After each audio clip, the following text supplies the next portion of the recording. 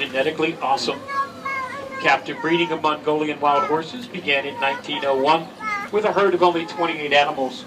The Bronx Zoo received their first herd in 1902, and we have maintained that herd ever since.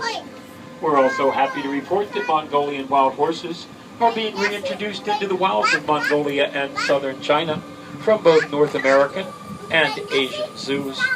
We have a long and varied history with this horse, and I have some of that for you right here.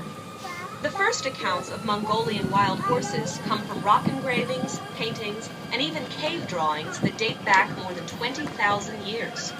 And the first written accounts were from Tibet, sometime around 900 AD. But these horses remained largely unknown and unnamed to the Western world for many years. During an expedition to Central Asia in 1879, a famous Russian explorer and naturalist, Colonel Nikolai Przewalski, encountered the horse in western Mongolia. Because of his discovery, this species is also known as Przewalski's horse.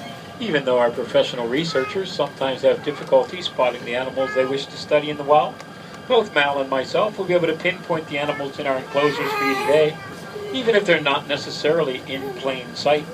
It's not difficult to do if you'd like to try. Just put yourself in there called hooves and figure out where you would go for a shady spot to rest or a little grazing time. In this next enclosure, we're on the lookout for two endangered species, the brow antler deer and the gaur.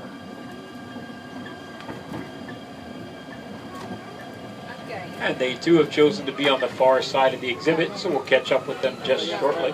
The first one we'll encounter is the brow antler deer. They get their name from the male's antlers that look like two bushy eyebrows coming up out of the top of their heads. They're currently classified as vulnerable as all of their habitat has been taken over for farmland in their native Cambodia. The gaur are the world's largest wild cattle. Males stand 6 feet at the shoulder, 10 feet long, and weigh 2,000 pounds, the weight of a small car.